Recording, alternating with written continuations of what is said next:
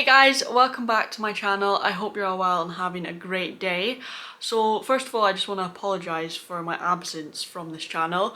I never intended to sort of not upload for, I don't know, a couple of months now I think it is, which is just really bad. But yeah, I thought I would just come back with a Q&A. I know it's a bit of a boring video, but I just thought it'd be a good video to come back with so that we can just have a little catch up and I can answer some of the questions that you guys have been asking. And then also I also just wanted to ask for some suggestions for videos you want to see in the future, because I really do want to try and upload to this channel more. So if you guys have any video suggestions, then please leave them down below in the comments. And yeah, I'm just gonna get straight into this video. Like I said, I asked you guys over on my Instagram for some questions, so this is gonna be just quite a chilled, laid back, chatty video. You know that those are my favourite videos. So let's just get into it. First of all, I do just want to say it looks like I haven't even ironed my t-shirt, but please know that I have attempted to iron it. I just suck at ironing, so it just looks all creased, but I have tried. But anyways, the first question, well actually the question that has been asked the most is, where have you been? Why haven't you been uploading as frequently? So the honest answer to that is I literally haven't had time, and I know that some people will just think that that's an excuse, but I know that I used to be very good at uploading. Like before probably most of you guys even watch my channel, I used to upload probably 3 videos a week. This was back before I actually had any viewers. I had about 20 subscribers, but I was like so motivated and so consistent, and I would just tell myself like, no, you need to vlog every single day you have off work, so that would be 2 videos, and I'd make sure that I had like one chatty sit down video. Sorry, there's a hair stuck to my lip gloss and I cannot find where it is. I hate when you put lip gloss on and then that happens. So I definitely do miss how consistent I used to be when it came to uploading videos, but I'd probably say where I stopped being as consistent with uploading was when I moved out. I just found that very difficult to sort of balance everything. So obviously when I was at home I was just balancing a full-time job and YouTube, and you know, I found that hard enough, but it was manageable, and like I had a lot of free time because if I wasn't at work then I was doing YouTube, so I had that free time. Whereas now that I've moved out, I feel like if I'm not at work, I'm doing something in the house. I am, you know, making dinner, or I'm like doing the washing, or I'm doing the housework, or there's always something to be done. So I found that a bit tricky, but like not like, oh my gosh, I can't manage this sort of thing. But then if you add on top of that that I recently just got a dog, I just don't have any spare time, and that's just my honest answer. And it's not like I'm saying like I want to give up YouTube because I don't have any spare time. That's the thing, is that I want to continue doing YouTube, but I just honestly feel like I don't have time. Like that's why I haven't uploaded. I've just been so busy recently, and I've honestly felt like very stressed and overwhelmed with just having so much to do, because as soon as I come home from work I've just got like a million and one things to do, and you know, I just don't have any time to even breathe. So there's no time to film YouTube videos, and if I were to, you know, film more regularly and upload more regularly, it would mean that I'd actually have to not sleep, and I barely sleep as it is because I don't really have time for that. So yeah, it's been difficult. I'm trying to get into a better routine, and this isn't me complaining about like getting a dog and moving out and stuff, because I love both those things and I'm so happy that I did both those things, and I wouldn't change it for the world. But that's just my honest answer, is I am struggling to find time to film and upload. Another question that I've been asked a lot is, when are you and Michael moving? And I feel like this is another thing that is just stressing me out. I just never realised how difficult it was going to be to find another place. I have been on a couple of flat viewings, and first of all, it's really hard to actually get a flat viewing. I feel like I was so lucky with this place. I don't know how I managed to get the first flat that I actually liked and applied for, and I just felt like this time around, like, yeah, it's gonna be easy, it's just gonna be like last time around. I don't know what it is, if like, is everyone just looking for flats? I really don't know what it is, but it is so competitive out there.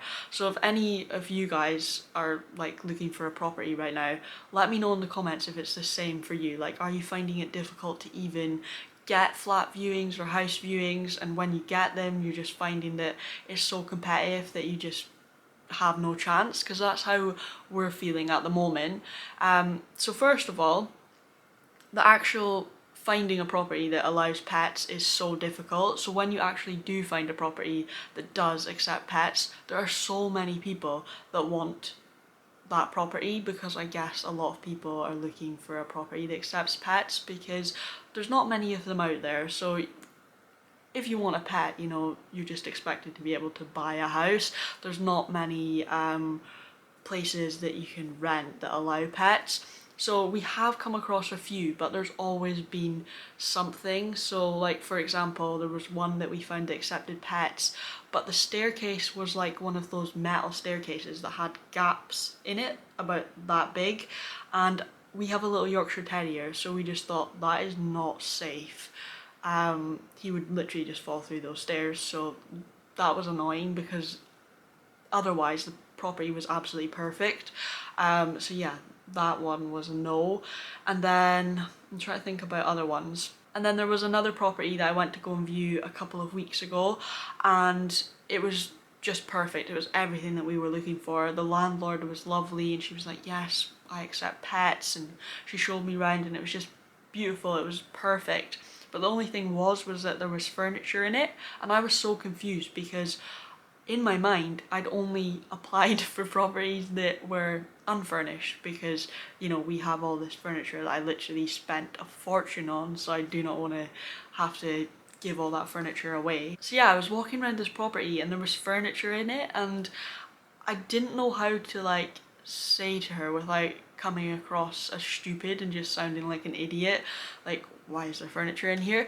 Um, so I was just like, I can't even remember what I said because I was nervous about going to this viewing anyways, because I wasn't really used to going to viewings on my own, because for the flat that I'm in right now, I didn't even need to go for a viewing for it because it was like at the very beginning of the pandemic, or near the beginning of the pandemic. So like, it was just a virtual viewing, so I'd never been to a viewing before, and I was on my own because Michael had just got his appendix out, so couldn't come with me. So I was nervous about it anyways, and then I had to say to her like, oh, so the furniture, is that just like the previous tenants?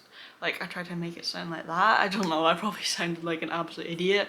And then she turns around to me and goes, yeah, so this property is furnished. And I was like, oh, I was sure I applied for an unfurnished property. And she's like, no, in the ad it said it was furnished.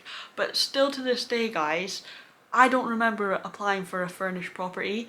And I remember I showed the ad to my mum, so when I came back from the viewing and told my mum that it was actually furnished, my mum was like, no, the ad said it was furnished, or like could be like she could take the furniture out.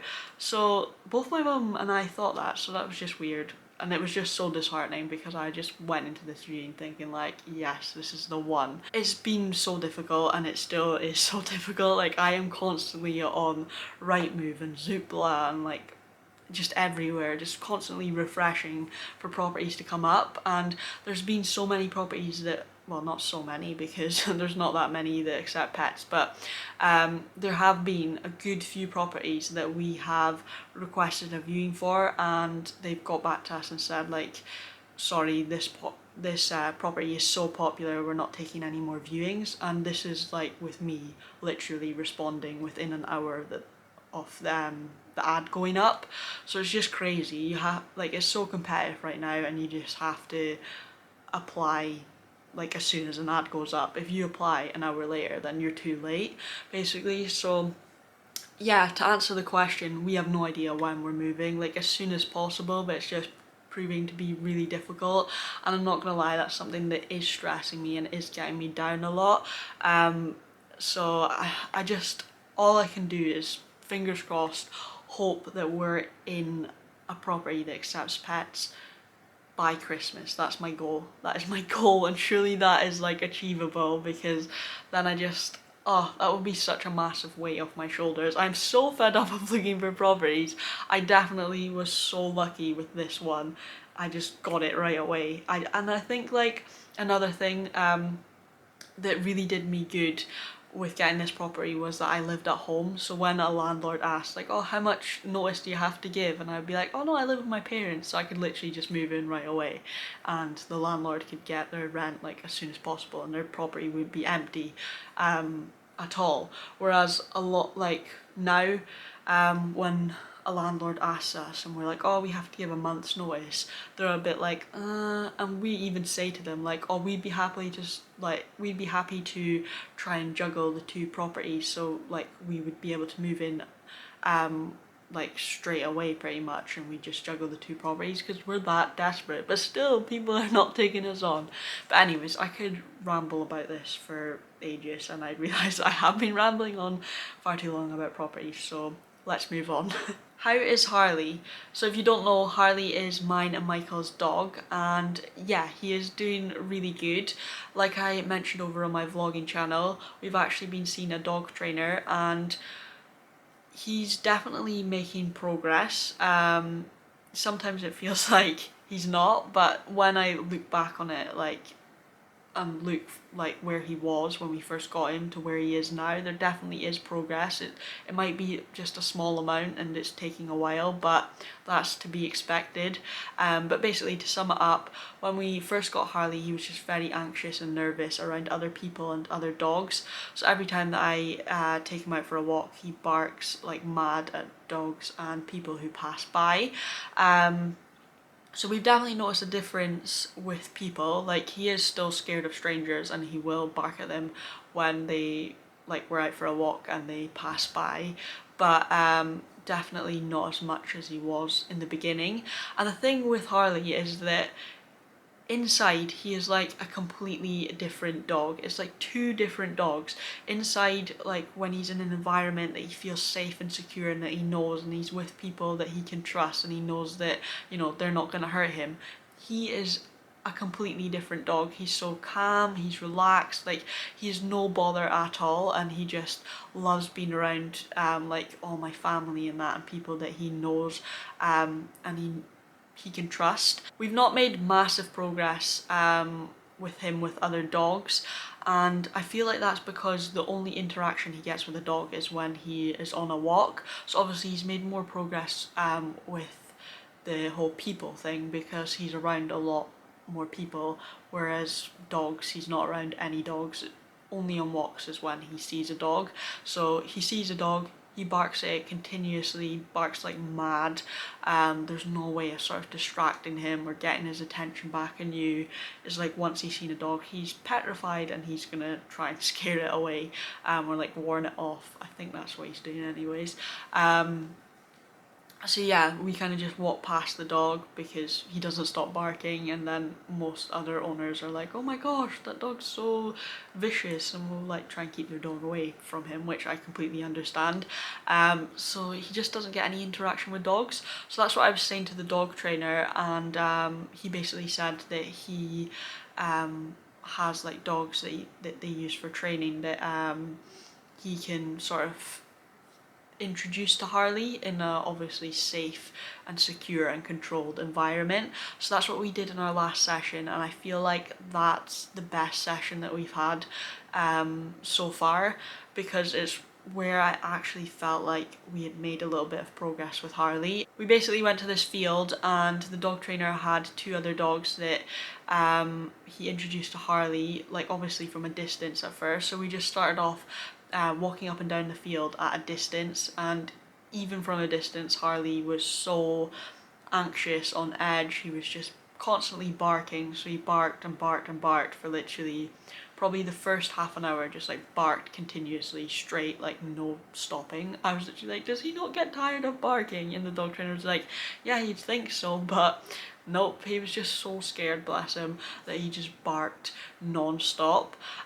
So then gradually, you know, as he was like barking less, he never stopped barking, but like, you know, there might be like a gap in his barks, or he'd like maybe start to relax a little bit and get distracted by something that he'd see in the field, like a leaf or a stick or something like that. So you could tell that gradually he was getting more relaxed just in that short space of time, which is just amazing. But basically, to cut a long story short, at the end of the session, we had them walking probably with like this much distance between them, and it wasn't perfect. Harley wasn't like, oh yes, these are my best friends, like I'm having the best time ever. You could tell that he was still, you know, he was aware, he was like on guard, but for like a little bit he wasn't barking, and it was amazing, and I was just like, oh my gosh, this is great. So like the end goal is I want Harley to love dogs. I want him to actually have fun with dogs, because I feel bad that he's missing out on this. And I just want, like, yeah, the end goal is for him to actually have some fun with dogs. So I'm definitely going to book in some more sessions where we can do that, because the more we do that, like, the more he's going to get used to dogs. And I think the dog trainer called it something like desensitizing him. So yeah, the more he's around dogs, the more comfortable and relaxed he is going to be around them. It would actually really help if I knew someone that had a dog, like if I had a friend that had a dog and we could just go for walks all the time. But I don't really know anyone who has dogs, so yeah, I'm definitely going to continue with those kind of sessions, because I definitely think that's the one that's been most beneficial so far. Would you ever consider redoing the 10,000 calorie challenge? It was one of my faves.